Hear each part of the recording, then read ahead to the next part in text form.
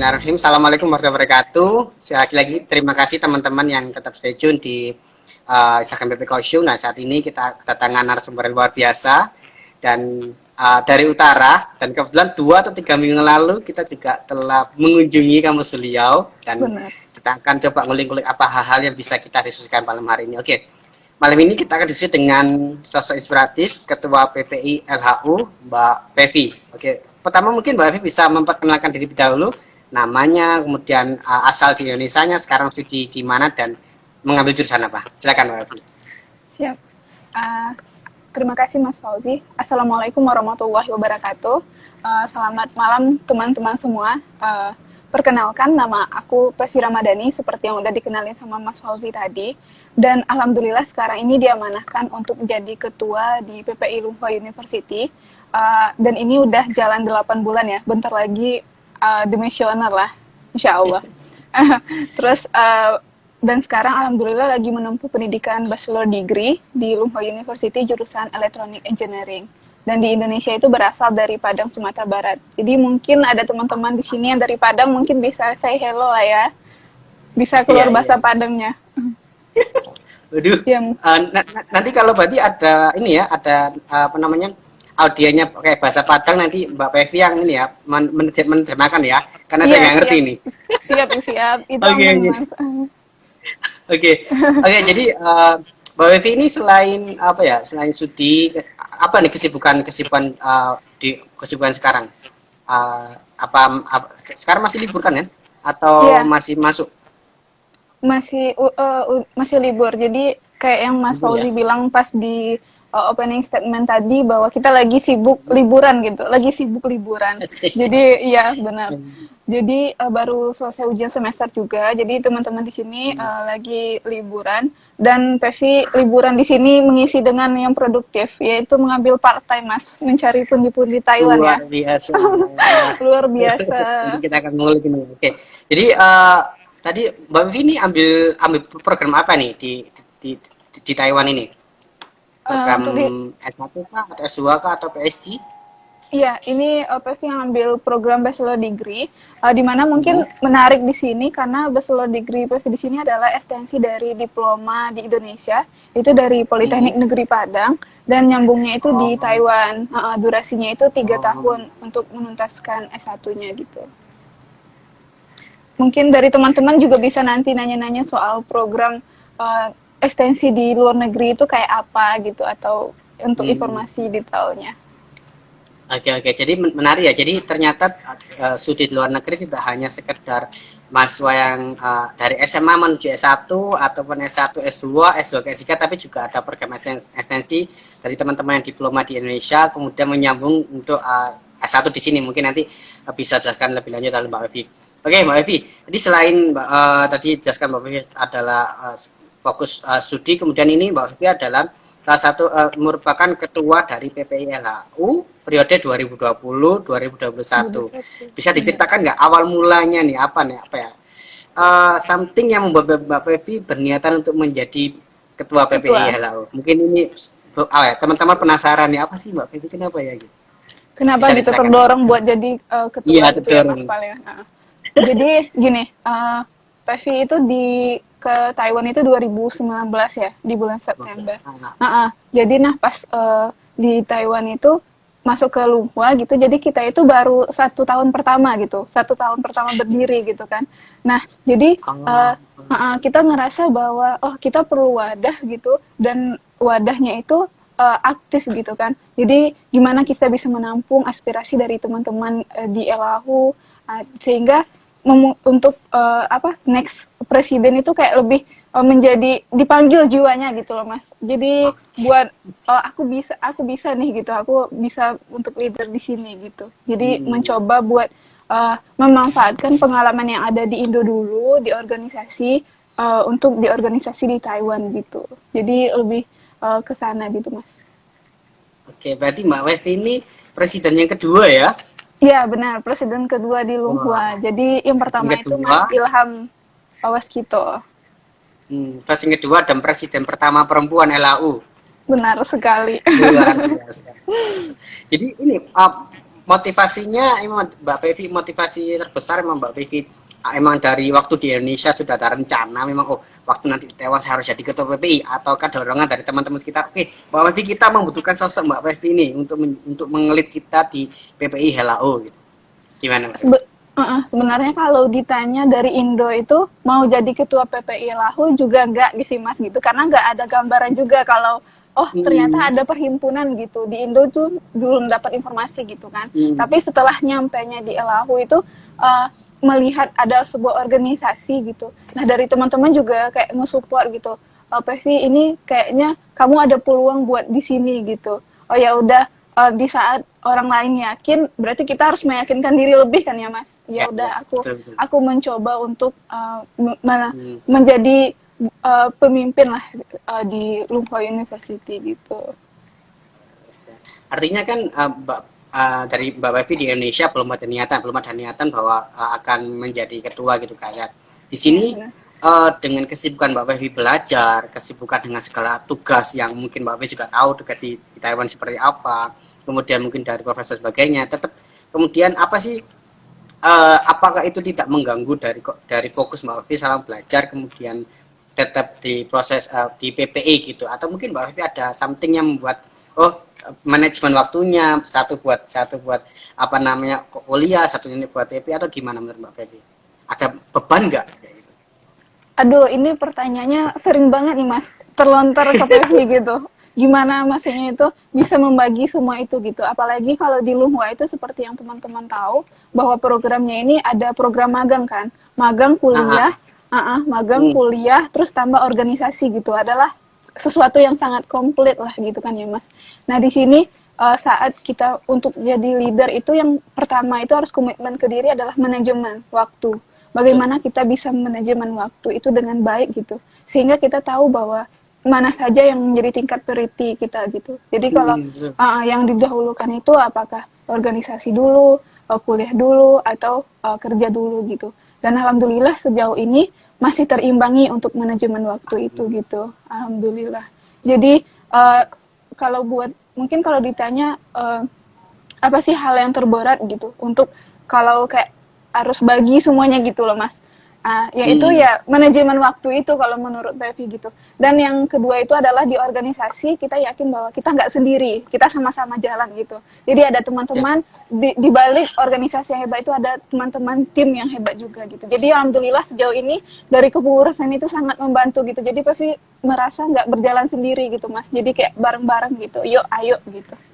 Ya, ya sih benar gitu kan. Artinya juga sebagai leader Mbak Pevi juga tidak hanya kita tidak hanya memberikan diri sendiri kan, juga memberikan juga dari teman-teman yang lain. Apalagi Mbak Pevi juga tadi bilang bahwa karakteristik dari teman di kampus LAU kan juga teman-teman tidak hanya fokus belajar, juga ada program magang gitu kan. Ditambah lagi teman-teman yang misalkan masih sempat memberikan waktunya untuk di organisasi gitu. Artinya Mbak Pevi sangat mengapresiasi teman-teman yang sudah belajar, ada beban kerja juga, tapi tetap fokus untuk bisa membagi waktunya untuk mengabdi di PPLA. Luar biasa nih, soalnya kan benar sekali. Kan? Jadi tidak semua kampus memiliki karakteristik kayak gitu. Jadi ada kampus yang memang akademik base, gitu kan. Jadi untuk kalau akademik base kemudian dibagi organisasi, ya itu bukan hal ya berat, tapi nggak seberat ketika di kampus kan Mbak Pevi juga organisasi, juga kuliah, kemudian ada magang. Nah ini kan artinya juga manajemen waktu luar biasa ya. Oke, Mbak Pevi, ini enggak apa namanya? Tadi sempat dijelaskan bahwa tantangan terberat adalah manajemen waktu gitu kan. Kemudian bagaimana tentang manajemen dari humannya sendiri? Menurut Mbak Pevi gimana? Ada sedikit kendala nggak manajemen dari bagaimana memanage teman-teman yang tadi kita bahas bahwa memberi karakteristik berbeda, kesibukannya juga banyak gitu. Mbak Pevi ada tips ya atau cara nggak biar mungkin teman-teman yang semisal mempunyai kampusnya memiliki karakter yang sama seperti LHU juga akan bisa menerapkan case seperti itu. Iya, yang udah dijelasin tadi manajemen waktu. Nah sekarang kita diskusinya manajemen sumber daya ya Mas. Nah untuk sumber daya ini Pevi ingat banget waktu pas mau pencalonan itu kemarin dari Mas Ilham ketua terdahulu itu bilang Mbak kita itu kalau leader harus pandai negosiasi gitu. Nah, itu yang sebenarnya Pevi terapkan sekarang gitu untuk masa kepengurusan ini gitu. Nah, dari teman-teman di sini sibuk, ada part time, ada magang, Hmm. terus kuliah juga gitu. Nah, gimana caranya itu Pevi negosiasi ke teman-teman gitu. Dan yang paling penting itu mengapresiasi apapun yang mereka lakukan, Iya, sekecil apapun itu, karena betul. mereka pasti kayak mereka udah ngelakuin suatu proker nih. Jadi kita apresiasi. Jadi di sanalah peran seorang leader itu, Mas. Jadi mereka buat next project itu kayak ada semangat gitu. Oh, aku dihargai Iya. gitu. Jadi kayak memanfaatkan manajemen sumber daya itu ya dengan pertama negosiasi tadi dan yang kedua mengapresiasi itu gitu. Keren, keren, keren. Oke, Mm-mm. mungkin ini ya, kita di awal tensinya langsung tinggi banget ya. Oke, kita coba menurunkan tensi tensi sebentar gitu. Iya, Kita mau boleh boleh. tanya nih Mbak Evi tentang Heeh. gimana sih lingkungan mahasiswa Indonesia di LAU sendiri kayak gimana? Mungkin Mbak Evi bisa dari jumlahnya berapa, kemudian Ah, kehidupan mahasiswa LAU di sana seperti apa gitu kan. Biar kita turun tensi dulu. iya, biar nggak terlalu serius ya, Mas.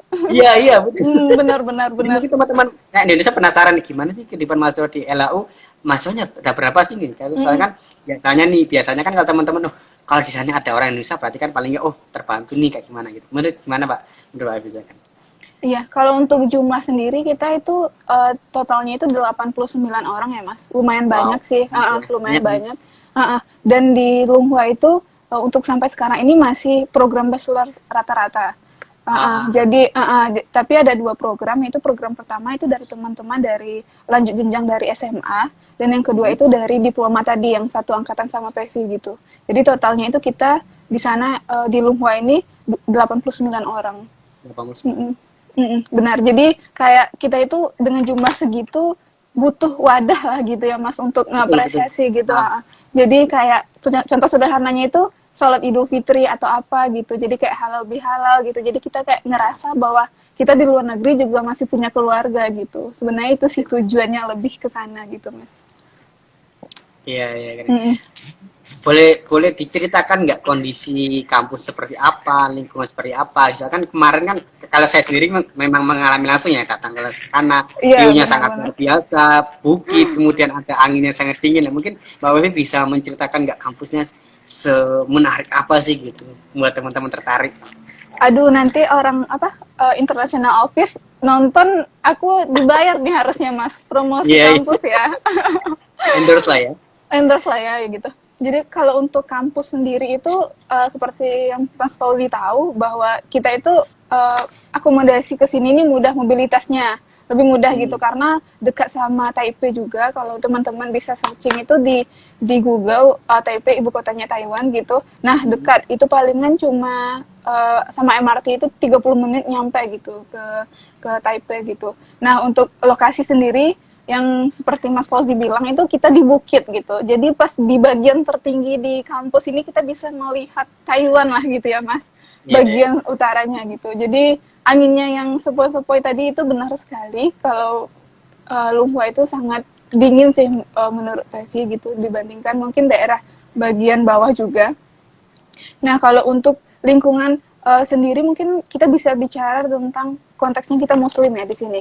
Nah, untuk Hmm. makanan halal sendiri itu kita mudah untuk mendapatkannya di Lunghua karena pertama akses kita ke Taipei itu dekat gitu. Jadi bisa mudah mencari. Jadi buat teman-teman mungkin nanti yang next mau lanjut gitu studi di sini untuk Taiwan itu sangat muslim friendly khususnya di Lunghua University gitu. Iya. Jadi Dan satu lagi tambahannya Mas, ini mungkin penting ya.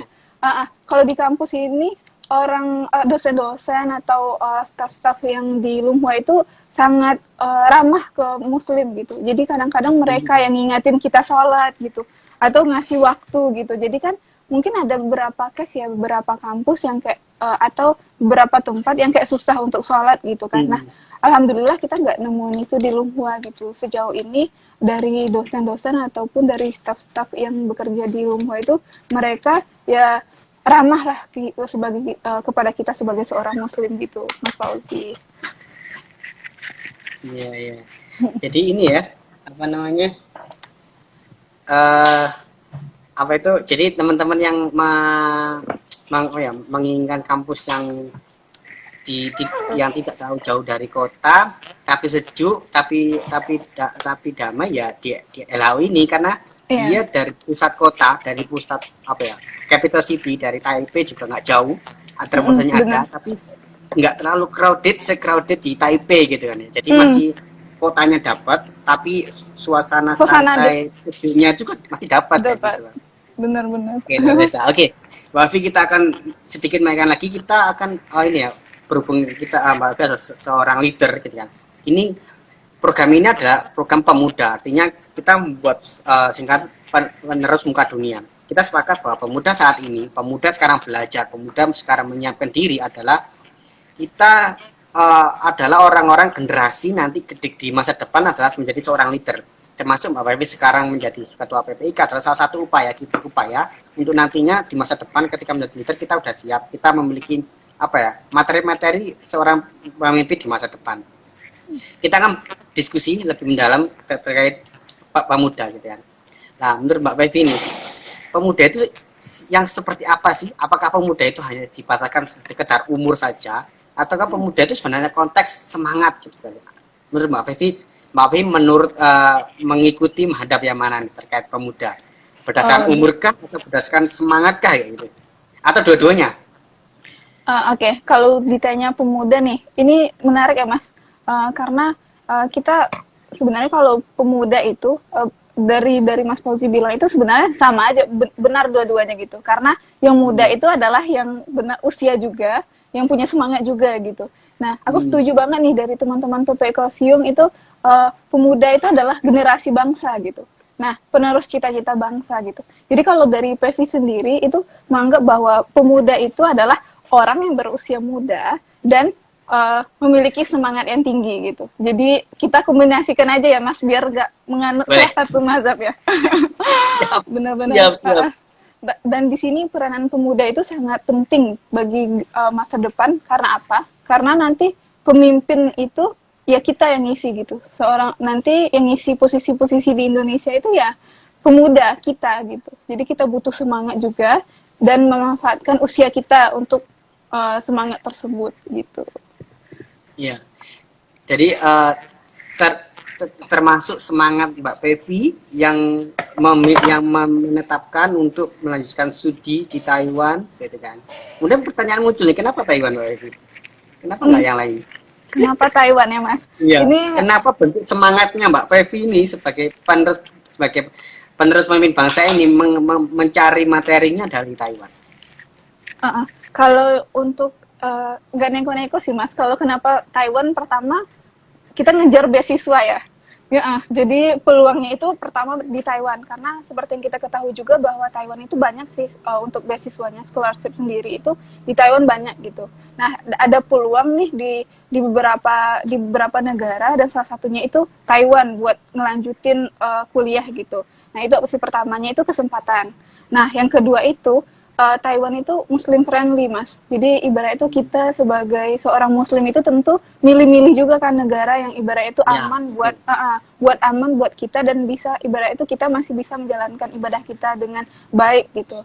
Nah itu yang kedua Muslim friendly. Dan yang ketiga itu dekat dengan Indonesia sih Mas lebih tepatnya gitu.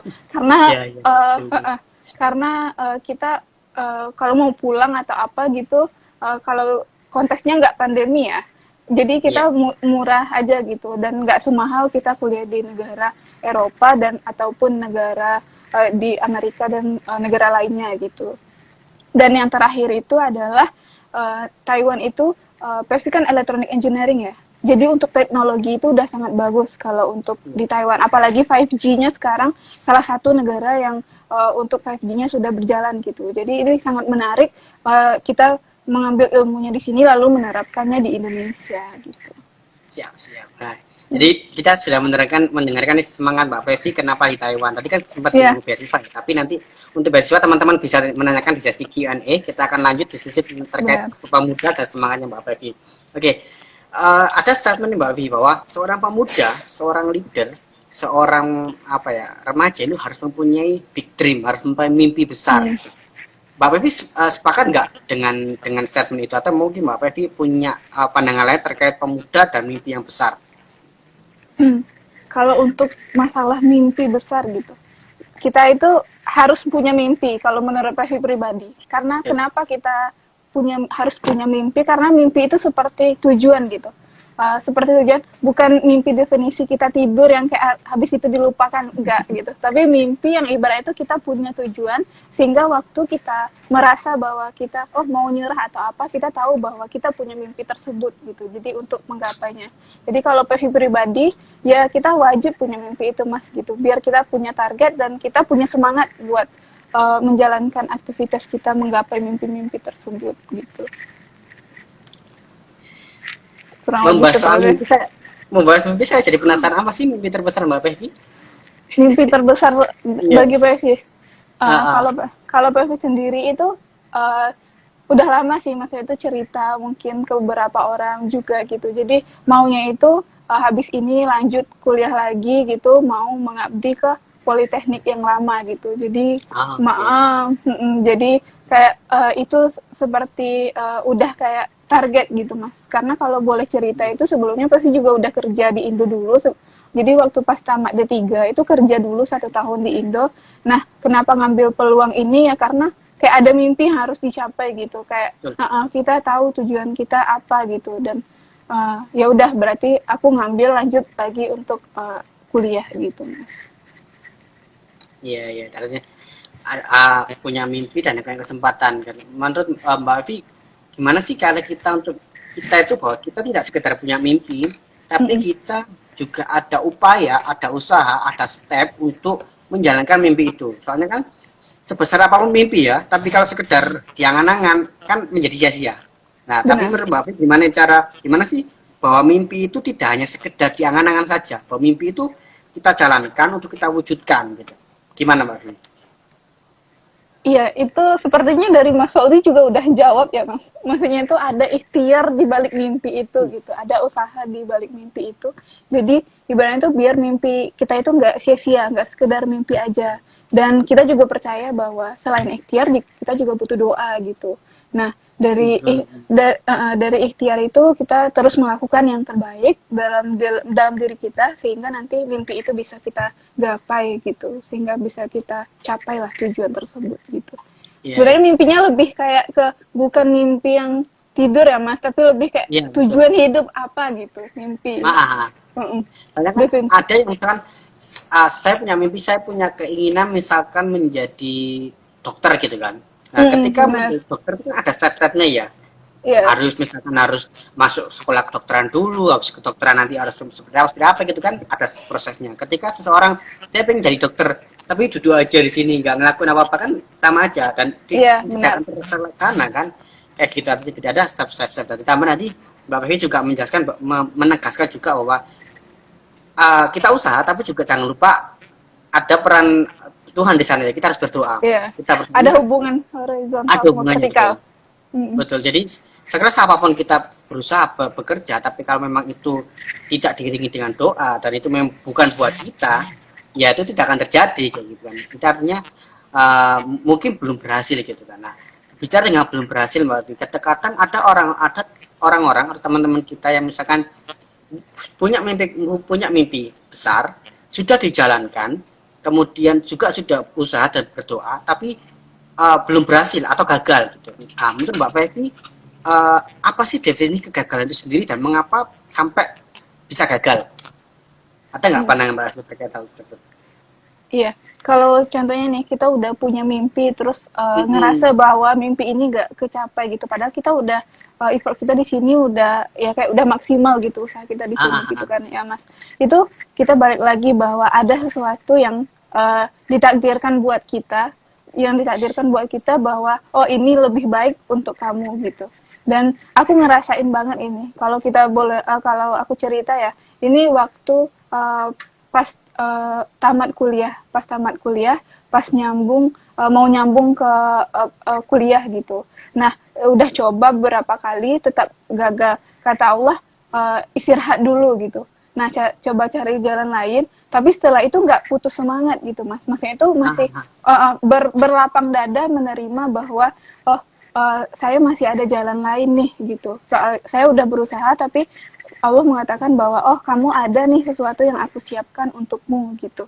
Nah, di saat itulah kita berusaha untuk berlapang dada menerima bahwa kegagalan itu adalah salah satu cara kita untuk mencapai proses yang baru dan lebih baik lagi gitu. Ada satu poin luar biasa saya dapatkan dari Mbak Wevi adalah kita jangan berhenti, artinya kalau gagal ya udah kita usaha lagi, kita berdoa lagi, kita berikhtiar lagi. Mungkin itu bukan buat kita, artinya mungkin karena ada sesuatu yang kita minta tapi terkadang itu bukan terbaik Yang untuk terbaik kita. untuk kita, benar. Ya, mungkin Allah memiliki lebih mengetahui apa yang terbaik untuk kita, apa yang kita butuhkan gitu kan. Makanya saya ingat sesuatu bahwa Allah akan memberikan apa yang kita butuhkan, bukan apa yang kita mau gitu kan. Karena bisa jadi apa yang kita mau itu tidak baik buat kita gitu kan. Misalkan Mbak Pevi sebenarnya tuh pengen banget kuliah misalkan di Amerika misalkan ya. Pengen banget kita usaha bang gitu ya. Tapi usaha keras banget tapi tidak terlaksana gitu kan. Justru misalkan usaha sederhana yang biasa-biasa aja tapi di Taiwan ternyata keterima. Bisa jadi Taiwan ini adalah yang terbaik buat Mbak Pevi, misalkan seperti itu ya. Jadi konteks dari poin Mbak Pevi tadi sangat luar biasa, yang sangat menginspirasi juga ini. Kemudian ini Mbak Pevi, jadi bahwa tadi proses kegagalan apa sih, pernah nggak sih Mbak Pevi mengalaminya gitu? Jadi menginginkan sesuatu tapi belum berhasil, kemudian pernah di masa yang paling titik terendah gitu. Artinya ini juga sebagai motivasi teman-teman yang saat ini mungkin dalam perjalanan gagal. Nah, mungkin dengan Mbak Pevi sharing ini bisa membuat teman-teman tergugah lagi semangatnya bahwa oke, Mbak Pevi bisa, saya juga bisa. Ada nggak Mbak Pevi cerita yang motivasi buat teman-teman semua? Oke, kalau untuk motivasi ini pas tamat kuliah tadi itu seperti yang Pevi bilang tadi kan ya Mas, ada keinginan buat untuk lanjut kuliah lagi, dan di sisi lain Pevi juga kayak nge-apply ke beberapa perusahaan untuk kerja gitu. Nah, kalau di kuliah dulu kan itu kalau untuk akademik itu alhamdulillah gitu kan, nge-support lah gitu. Jadi kalau tekanannya itu lebih besar ya, jadi orang-orang itu nganggap oh anak ini bisa nih gitu. Sedangkan yang Pevi alami itu adalah beberapa kegagalan untuk me-apply-nya itu, me-apply pekerjaan itu Mas gitu. Jadi kayak ngerasa bahwa oh kenapa ya ekspektasi orang-orang itu nggak realita sama aku gitu. Jadi ngerasa bahwa gagal banget gitu kan Mas. Tapi setelah itu sadar bahwa sebenarnya ada sesuatu yang tadi yang sebenarnya bukan itu yang Allah jalankan buat kita gitu, sehingga dengan sabarnya itu 1 tahun setelahnya itu dapat beasiswa ini gitu. Jadi kayak kalau andaikan pada saat itu Pevi mungkin kalau menyerah atau mendengarkan yang tidak baik lah gitu intinya gitu, sehingga tidak bangkit gitu, mungkin nggak sampai ke Taiwan sih Mas. Maksudnya itu ya mungkin kondisinya sekarang itu ya cuma berdiam diri atau memang tidak melanjutkan ke yang lebih baik lagi gitu. Kalau mendengar bahwa oh anak ini harusnya bisa nih kayak gini tapi kok gagal terus gitu kan ya. Nah, tapi dengan semangat orang-orang di sekitar yang menyayangi kita juga gitu, sehingga kita bangkit, kita terus mencoba untuk melakukan hal-hal yang positif lagi, dan Allah siapkan itu di 1 tahun setelahnya gitu. Kalau untuk cukup sabar ya Mas, kalau seandainya kalau kita nggak sabar itu kita kayak enggak lah aku nyerah lah gitu kayak gitu ya. Tapi karena dengan sabar itu makanya kita dapat hal tersebut gitu. Jadi pas ada kegagalan itu intinya itu kita mencoba lagi dan bersabar gitu. Benar. Jadi motivasinya kurang lebih seperti itu. Yes. Jadi sebenarnya apa ya? Kita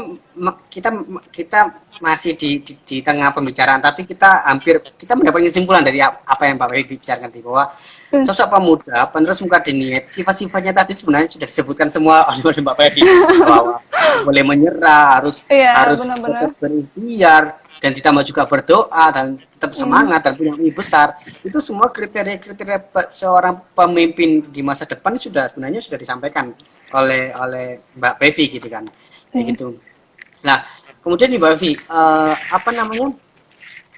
kita coba berkaitan dengan pemuda, sosok pemuda penerus muka dunia, penerus pemimpin masa dunia gitu kan. Kemudian melihat dari kita sebagai pemuda Indonesia yang saat ini berada di Taiwan gitu kan, Mbak Fu juga. Kemudian melihat kondisi Indonesia saat ini gitu kan. Menurut Mbak Fevi nih, dengan melihat kondisi Indonesia saat ini, apa sih apa hal-hal yang perlu kita siapkan, saya siapkan, Mbak Fevi siapkan, teman-teman pemuda siapkan di seluruh dunia untuk mengatasi problem Indonesia di masa depan. Cukup berat ya. Iya, cukup berat ini Mas. Untuk pertanyaan berat banget ini. Iya, ini kita berat banget kalau untuk masa depan gitu ya. Kita coba ini, coba kita coba apa ya, kali satu persatu dulu deh. Nah, dari Mbak Wi dulu lagi. Ya, sebenarnya kalau untuk apa sih maksudnya itu yang dipersiapkan oleh pemuda untuk masa depan gitu. Pertama itu kita memanfaatkan gelar kita bahwa kita adalah seorang pemuda gitu. Contoh kasusnya ini kita persingkat aja gitu Mas, di era yang di era bukan era sih ya, tapi di masa pandemi lah, di masa pandemi kayak gini, di masa pandemi kayak gini, apa yang seharusnya seorang pemuda bisa lakukan gitu, yaitu kita bisa menjadi inspirasi dari orang-orang, dan apalagi konteksnya sekarang kita di luar negeri ya Mas. Jadi kita kayak menyuarakan bahwa bagaimana sih harusnya kita menyikapi hal pandemi di Indonesia itu seperti apa gitu, atau memberikan edukasi dini gitu. Jadi sebenarnya kita nggak harus memikirkan terlalu jauh masa depannya gitu, tapi di konteks yang sekarang saja kita udah bisa memberikan sesuatu buat Indonesia. Dan apalagi dengan kondisi kita di luar negeri, ibaratnya itu kita punya pengalaman lah, perbandingan dengan di Indonesia, apa sih yang harusnya Indonesia lakukan gitu dengan negara yang kita tempati sekarang gitu. Jadi kita bisa memberi edukasi dini gitu kepada orang-orang di Indonesia, juga bisa menjadi influencer lah gitu, pengaruh kepada teman-teman di Indonesia juga gitu. Seperti itu Mas Fauzi. Kalau untuk masa depan yang terlalu jauh itu kita nanti ngomongnya malah semacam harapan terlalu tinggi gitu Mas. Jadi gimana kalau kita memposisikan bahwa kita ada kondisi nih sekarang gitu. Nah, apa saja peran pemuda itu bisa kita lakukan ya tadi itu dengan memberikan contoh yang baik kepada orang-orang, terus memberikan ilmu atau memberikan pengalaman, sharing pengalaman gitu kepada orang-orang teman-teman yang ada di Indonesia, seperti itu Mas Fauzi. Oke. Jadi ini ya, jadi saya sepakat juga dengan Mbak Evi, tidak terlalu jauh, artinya mungkin setiap zaman, setiap era akan memiliki problem masalah tersendiri. Mungkin di 2020, 2021 masalah dihadapi bangsa, bukan bangsa Indonesia saja, tapi seluruh dunia adalah terkait pandemi. Jadi kan artinya saat ini saya dari pensampaian Mbak Evi tadi, saya mempelajari bahwa kita mempelajari situasi yang terjadi saat ini karena bisa jadi di masa depan situasinya akan berbeda. Bisa jadi akan lebih sulit gitu kan. Tapi dengan kita sudah belajar saat ini kondisi pandemi, kita belajar untuk bagaimana sih pemuda ini tetap aktif, tetap produktif meskipun di dalam keterbatasan. Yaitu sehingga di masa depan ketika ada tantangan, kita tidak meminta untuk tantangannya atau masalah itu dikecilkan karena itu tidak mungkin, tapi kita berdoa untuk kita ini diperkuat. Benar nggak? Jadi dengan proses kita, dengan proses Mbak Fevi yang sekarang menjadi ketua LHU, mendapatkan ilmu pengalaman luar biasa, itu bekal juga untuk kedepannya lagi untuk semakin menjadi pribadi yang lebih kuat. Ya. Iya, setuju banget sama Mas Fauzi. Tapi nih Mbak Fevi ya, seringkali ada zaman bahwa kan berbeda nih kondisinya di luar negeri sama di Indonesia. Mungkin kalian yang di luar negeri misalkan ya, kan biasa ada netizen lah ya Mas. Netizen yang di luar negeri, kondisinya di Taiwan, di negara yang maju kayak gini, berbeda dengan kondisinya di Indonesia, berbeda dengan kondisi yang kalian punya gini-gini tapi kalian nggak bisa gitu. Menurut Mbak Fevi itu gimana sih menyikapi kayak gitu, atau memang benar, atau Mbak Fevi ada pemikiran yang lain? Kalau untuk kondisi di Indonesia sama negara, mungkin kita posisinya di Taiwan ya sekarang. Tentu ada beberapa perbedaan gitu ya, ibaratnya itu nggak semuanya itu bisa kita implementasikan lah di Indonesia gitu.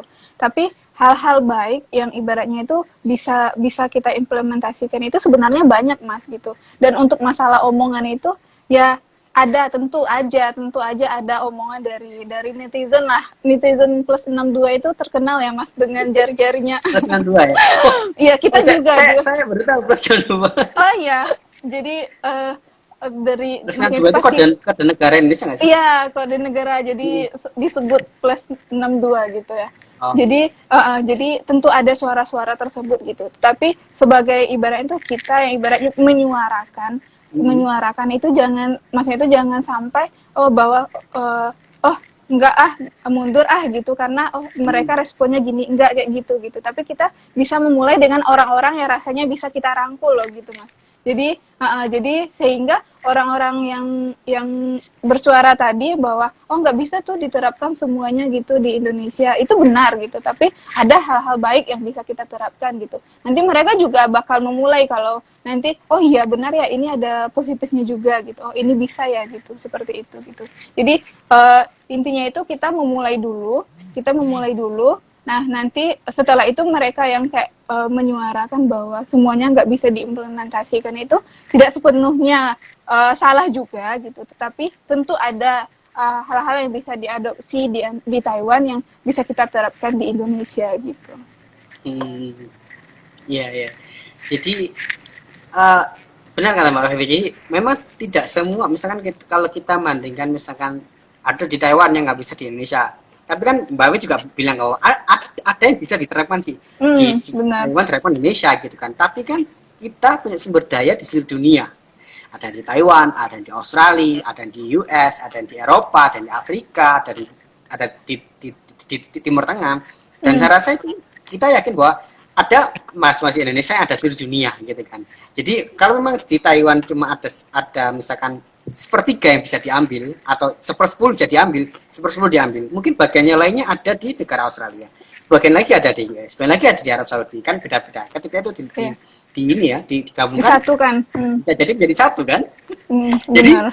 uh, mungkin ini sih menurut saya adalah terlalu banyak alasan nggak sih Mbak Bawi untuk Mbak Afi? Iya. Karena selalu akan ada alasan untuk tidak bisa. Karena benar-benar karena selalu ada alasan gitu. Jadi kalau seandainya Nah, kita memulai saja dulu gitu, pasti kita akan dapat dampak positifnya gitu. Contohnya yang kayak di Taiwan gitu, gimana mungkin Mas Fauzi juga ngerasain gimana Taiwan menerapkan protokol kesehatannya gitu kan ya, ya Mas, tentang ya. denda, penalti atau sebagainya gitu kan. Nah, andaikan kita mampu juga untuk menerapkan itu gitu di Indo mungkin akan lebih baik walaupun ya kita juga nggak bisa menerka bahwa sepenuhnya itu akan berjalan baik juga gitu, tapi setidaknya ada rasa kesadaran dan tidak mencari alasan itu sih yang penting gitu. Kesadaran dan tidak mencari alasan. Soalnya gini, mungkin di keberhasilan sebuah negara, mungkin terlalu besar ya, keberhasilan suatu organisasi lembaga itu kan tidak hanya ditentukan oleh leadernya, bisa ditentukan juga pengurusnya, bisa juga ditentukan dengan anggota-anggotanya gitu kan.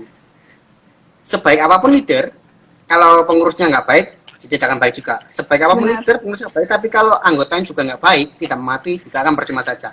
Itu kan artinya kita tidak menjudge siapa yang tidak baik, artinya kita berusaha tidak mencari kesalahan, tapi kita berusaha memperbaiki kesalahan-kesalahan tersebut kayak gitu kan. Nah, di organisasi Mbak Pevi, di LHU, saya di BPIK, kita juga misalkan kita memposisikan bahwa PPI ini adalah sebuah bentuk apa ya, miniatur ya, miniatur negara, bahwa kita berusaha untuk memanage anggota, memanage kepengurusan, memanage event, bahwa untuk gimana sih untuk membuat PPI, membuat organisasi ini lebih baik ya, itu sebuah miniatur kita kayak gitu. Nah, menurut Mbak Pevi, apa ilmu yang bisa kita, apa ilmu dari kita belajar di PPI ini yang bisa kita terapkan untuk menjadi pemimpin Indonesia? Apa yang pokok yang mungkin ada satu materi atau dua materi yang mungkin Mbak Pepi sepakat tentang itu? Ada nggak yang nilai utama yang bisa kita terapkan? Iya, kalau untuk nilai apa yang bisa kita ambil, mungkin konteksnya nggak cuma di PPI aja ya Mas, mungkin di beberapa organisasi juga, dan Ya. konteksnya gini, kita adalah seorang leader atau pemimpin gitu. Yang pertama itu adalah cara kita memanfaatkan sumber daya yang ada gitu. Nah, dengan maksudnya itu aku setuju banget sama Mas Fauzi yang tadi bilang bahwa organisasi itu bukan kayak cuma ketua doang atau anggota doang, enggak, tapi kedua-duanya. Karena kalau salah satunya aja yang jalan, itu juga nggak bakal sukses suatu organisasi gitu. Nah, dari organisasi inilah seorang leader itu bisa belajar gitu bagaimana cara menjalankan sumber daya tersebut gitu. Nah, itu untuk ilmu pertamanya itu yang pasti kerasa banget gitu gimana cara menjalankan atau memanfaatkan sumber daya yang ada, potensi dari teman-teman yang ada di Elahu itu sehingga bisa menjalankan PPI Elahu sejauh ini gitu. Nah, yang kedua itu adalah ilmu tentang organisir, Mas. Organisir ini konteksnya bukan hanya sekedar sumber daya saja, tetapi mengorganisir segala aspek gitu, baik mengorganisir ke kampus gitu maksudnya, ataupun ke hubungan eksternal lainnya gitu. Nah, di sini juga sangat ilmu baru gitu, karena gimana cara kita kayak menjalin relasi juga ke teman-teman di luar gitu, sehingga nanti kita bisa menjadikannya merorganisir menjadi satu, sehingga menjadi kesatuan, sehingga menjadi satu paket komplit lah di suatu organisasi gitu. Keren. Oh, kalau kita membahas tentang pemuda, membahas tentang aktivitas itu kita akan ada habis-habisnya gitu. Tapi Mbak Benar, Vicky udah hampir 45 menit kita ngobrol, bisa gak kita kerasa loh ya, Mas. ini.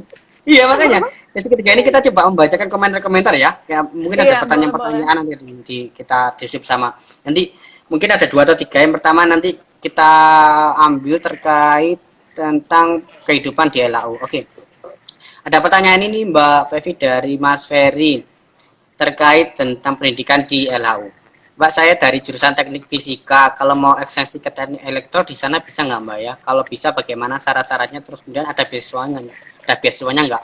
Ini mungkin terkait dengan Mbak Afi tadi menyebutkan tentang ekstensi ya, di Taiwan itu soalnya kan tidak banyak ada program ekstensi di luar negeri. Enggak Mbak Afi? Benar. Oke. Terima kasih Ferry atas pertanyaannya. Ini buat program ekstensi sendiri itu sebenarnya kalau program PV ini adalah program 2+I. Jadi kita nyebutnya itu program 2+I. Nah, program ini berjalan itu 2018 dan PV itu adalah batch kedua, batch satunya itu di 2018 di batch 1, 2019 PV di batch 2. Nah, sebenarnya untuk program ekstensi itu sebelum 2+I itu banyak Mas untuk beberapa kampus. Itu kayak dari NCUT itu ada dari kampus kampus to kampus, ibaratnya itu mereka kerjasama kayak ya cuma menargetkan beberapa kampus politeknik di Indo aja gitu. Nah, tapi setelah ada program 2+I ini, jadi semuanya itu dijadikan di program 2+I gitu. Nah, jadi yang program kampus to kampus itu dileburkan ke 2+I semua. Jadi buat Ferry yang ibaratnya itu mau ekstensi nih dan fisika ya itu bisa masuk ke elektro. Nanti kan dari Dikti juga ada semacam penyetaraan itu juga ya Mas. Ada penyetaraan SKS atau apa gitu menyesuaikan dengan yang di Taiwan gitu. Nah, untuk informasinya itu Ferry bisa kunjungi websitenya itu ada 2+I gitu. Tapi informasinya yang Fevi dapat sekarang itu untuk 2+I ini kayak ditunda dulu sampai September 2021 karena pandemi gitu. Jadi tapi untuk ngepoin sih apa itu 2+I, apa saja persyaratannya atau gimana apa aja yang mencakup beasiswanya itu mungkin bisa dikepoin langsung dari websitenya 2+I gitu. Oke, sebelum kita lanjut, kita ada salam nih dari Mas Angger dari Sinjo. Assalamualaikum Mas Angger. Assalamualaikum Mas Angger. Oke. Mas Angger ini penonton setia loh, dimanapun PPI apapun live itu pasti selalu ada Mas Angger. Iya, karena motonya Mas Angger itu kalau nggak salah itu ya Mas menyukseskan acara-acara PPI kampus. Luar biasa. Ini calon presiden PPI Taiwan masa depan nih ya. Kita aminin aja sama-sama ya. Ini ada pertanyaan yang masuk ke DM saya. Ini dari Mbak Istiqomah. Nah, ini kita akan fokus ke pembahasan ini ya, yang tadi kita terkait pemuda. Mbak Pevi, saya mau tanya, sebagai di dalam organisasi tentunya ada pro dan kontra dari apa namanya? Dari anggota, ada yang suka, ada yang suka nyinyir, ada yang suka kritik membangun, ada yang kritik menjatuhkan gitu kan. Bagaimana sih ketika kita dalam organisasi kita sebagai pengurus tetap settle, tetap kuat dalam menanggapi isu-isu tersebut, menanggapi kritikan dan hal-hal yang istilahnya menjatuhkan. Nah, dari pengalaman Mbak Fevi gimana nih ketika ada kritik-kritikan yang masuk ke organisasi Mbak Fevi, kritik-kritikan yang membuat Mbak Fevi mungkin terjatuh. Mungkin soalnya kan beberapa orang mungkin ketika ada kritikan ada yang cuek, ada yang dimasukkan, ada yang mungkin tidak terlalu kuat sehingga masuk ke hati sehingga membuat down. Menurut Mbak Fevi gimana? Iya, ini terima kasih Mbak Dwita Istiqomah atas pertanyaannya. Ini problematikanya ini semua orang mungkin ngerasain seorang leader ya Mas. Maksudnya itu ini permasalahan umum tapi cara ngadapinnya pasti beda-beda tiap orang gitu. Jadi kalau untuk PEVI sendiri itu kalau untuk masalah kritikan atau ibaratnya itu pro dan kontra sudah organisasi itu sebenarnya PEVI anggap suatu hal yang biasa gitu. Karena ibaratnya itu ada tentu setiap usaha yang kita lakuin itu pasti ada aja komentar-komentar miring di belakangnya gitu. Tetapi balik lagi tadi bahwa niat kita apa gitu. Niat kita bahwa kita menjalankan ini ikhlas gitu dan kita ada punya tujuan, jangan sampai kritikan tersebut mengganggu untuk kita mencapai tujuan-tujuan tersebut gitu. Dan yang paling penting itu kita cari celahnya itu dari kritikan tersebut. Kadang-kadang ada benarnya juga kritikan itu Mas. Jadi kita jadikan sebagai evaluasi diri juga gitu kepada orang-orang yang maksudnya itu mungkin menyampaikan kritikannya. Dan kita anggap aja bahwa mereka mungkin niatnya itu perhatian kepada kita tapi mungkin caranya yang salah gitu atau caranya yang kurang tepat gitu. Jadi sebenarnya ada evaluasi yang bisa kita lakukan di kritikan tersebut gitu. Dan seorang leader itu juga harus mempunyai jiwa yang lapang dada dan berbesar hati lah gitu untuk menerima apapun setiap masukan atau kritikan yang ada gitu. Artinya seorang pemimpin tidak boleh baper. Iya benar. Apalagi mungkin agak masalahnya itu cewek ya Mas. Maksudnya itu lumayan baper gitu kan ya, lumayan baper. Aku mungkin untuk pengalaman sih untuk beberapa bulan pertama gitu di awal itu mungkin memang agak risih gitu Mas. Maksudnya itu kok ini enggak maunya itu harusnya kayak gini gitu. Terus di komen kayak gini gitu. Tapi enggak kita cari ilmu lagi. Maksudnya itu cari ilmu itu banyak gitu. Kita bisa sharing atau diskusi dengan orang-orang yang telah berpengalaman gitu sehingga mereka memberikan gambaran kepada kita bahwa leader ini harusnya seperti ini gitu. Nah, dari sanalah udah membiasakan bahwa oh iya benar seorang leader itu memang harus berlapang dada menerima semua kritikan gitu. Oke, mungkin ini pertanyaan terakhir, tapi ini cukup berat ini. Saya bacakan yang DM dari Mas Hasan. Tapi pertanyaan cukup berat. Oke, kita coba bacakan. Jadi bahwa di Indonesia ini tidak sedikit seorang yang pintar, banyak lulusan luar negeri, banyak mereka yang sangat luar biasa gitu kan. Tapi kenapa mereka masih belum berhasil membawa Indonesia lebih baik lagi gitu kan. Indonesia tidak kekurangan sumber daya gitu kan. Tapi justru yang makin banyak adalah korupsi di mana-mana. Bagaimana menurut pendapat Mbak Fevi? Iya. Ini berat untuk pertanyaannya Mas. Gini, kalau kenapa ibaratnya itu kita udah punya sumber daya mungkin yang ibaratnya itu konteksnya akademiknya atau punya kemampuan lah ya gitu yang lebih kita nggak memungkiri bahwa sebenarnya permasalahan yang pertama itu banyak dari teman-teman mahasiswa yang udah di luar negeri, yang udah berprestasi di luar negeri, tapi mereka nggak mau kembali ke Indonesia gitu loh Mas. Itu sebenarnya problematika juga sebenarnya untuk kita gitu. Kenapa mereka nggak mau kembali ke Indonesia? Pertama itu mereka juga mungkin nggak ada kesempatan atau apa gitu di Indonesia sehingga ibaratnya itu mereka nggak bisa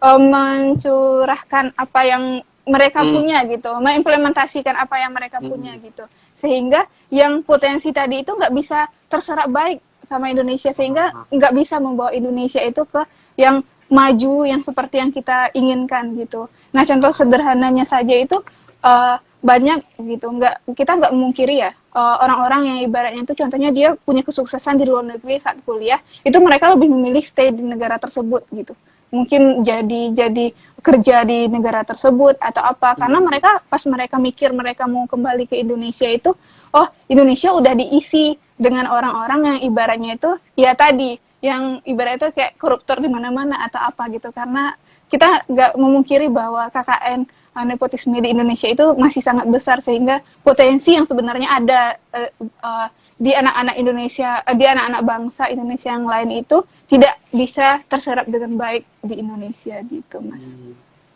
Iya sih. Karena nggak ada Jadi, kesempatan sih lebihnya. jadi ini ya, semoga aja nanti kita sebagai generasi muda juga juga menciptakan kesempatan-kesempatan itu sehingga kita juga memberikan kesempatan pada teman-teman yang lain.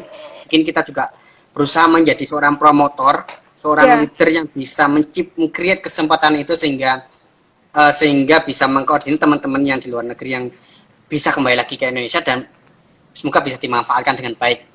Bagi kita ini mungkin bisa jadi mungkin saat ini kita pesimis, tapi kita harus tetap memiliki optimisme di masa depan. Kita untuk menjadi pemimpin masa depan, untuk menarik kembali pemuda-pemuda di luar negeri untuk kembali mau Indonesia. Benar. Luar biasa. Kalau dengan kesempatan yang ada gitu, andaikan semua ibaratnya itu teman-teman anak-anak bangsa yang di luar negeri yang berprestasi itu kembali ke Indonesia dan bersama gitu mewujudkan Indonesia itu, mungkin Indonesia udah negara maju sekarang, Mas, udah bukan negara berkembang lagi gitu. Tetapi memang banyak faktor penyebabnya sebenarnya banyak faktor juga gitu, sehingga yang memilih mereka untuk tetap stay atau di negara tersebut gitu. Kayak aku lebih ada peluang nih di sini gitu. Artinya kita juga tidak bisa 100% menyalahkan mereka yang tidak mau pulang. Kita juga bisa menyalahkan juga full pemerintahan yang tidak kesempatan. Jadi kita ya balik lagi, kita berusaha tidak mencari kesalahan, tapi kita berusaha untuk meng-create solusi tersebut dan the most important thing itu sebenarnya tidak hanya sekedar akal aja yang pintar, tidak hanya dengan intelijen yang kuat, tapi juga hati juga yang harus berjalan gitu. Artinya ketika kita bekerja dengan hati juga, kita juga akan berpikir mana yang baik, mana yang tidak baik, dan akhirnya kita juga mengetahui. Saya yakin semuanya tahu bahwa korupsi itu tidak baik gitu kan. Mungkin tapi karena dalam bekerja mereka tidak menggunakan hati mereka, hatinya sehingga ya tetap berjalan. Jadi bukan tetap ini bukan termasuk kita menjelek-jelekan, kita buat evaluasi juga buat kita sebagai sebagai calon pemimpin masa depan, untuk kita berevaluasi sekarang seperti apa, ke depannya seperti apa, sehingga hal-hal yang sekarang mungkin kurang baik kita perbaiki sebagai generasi pemimpin masa depan. Hal-hal sekarang sudah baik, kita maksimalkan juga di masa depan. Oke, Mbak Evi, tidak kerasa bisa 1 jam, mungkin di segmen terakhir Mbak Evi bisa kasih semangat motivasi Mbak Evi sekarang sebagai leader di LHU. Saya minta motivasinya, semangatnya untuk teman-teman yang saat ini mendengarkan diskusi kita berdua. Silakan Mbak Evi. Iya, terima kasih Mas Fauzi. Ini mungkin lebih singkat aja ya Mas, closing statement dari Pak Evi gitu. Untuk teman-teman mungkin yang lagi nonton live ini juga gitu. Nah, dari Pevi pribadi itu bukan memotivasi sih, karena kita juga sama-sama belajar ya di sini, sama-sama ibarat itu punya permasalahan tersendiri. Tapi satu hal yang ibaratnya itu yang Pevi terapkan selalu gitu dalam menjalani apapun aktivitas Pevi, bahwa apapun yang dilakukan itu harus selalu menjadi versi terbaik dalam diri Pevi gitu, sehingga nantinya bisa mencapai mimpi-mimpi tersebut gitu. Udah. Versi kata kunci dari Mbak Evi adalah menjadi versi terbaik dari kita sendiri. Luar biasa. Terima kasih Mbak Evi, terima kasih PPI LHU. Terima kasih atas kerjasamanya, dan semoga next bisa kerjasama lagi di program-program selanjutnya. Benar. Oke, terima kasih juga buat teman-teman semua PPI Kaohsiung, PPI LHU di Kaohsiung dan di Taipei dimanapun berada. Terima kasih telah menonton kami berdua. Semoga apa diskusi kita bermanfaat. Kalau misalnya teman-teman ada pertanyaan dan belum sempat dijawab, mau tanya Mbak Pevi, silakan nanti bisa lewat Instagramnya Mbak Pevi, dan juga bisa lihat Instagramnya PPI LHU. Selalu update di program kerja PPI Kaohsiung, juga PPI LHU, dan semoga niat kita insya Allah baik untuk Indonesia yang lebih baik. Sekali lagi terima kasih Mbak Pevi, terima kasih semua. Assalamualaikum warahmatullahi wabarakatuh. Waalaikumsalam warahmatullahi wabarakatuh. Terima kasih semua. Mbak Pevi.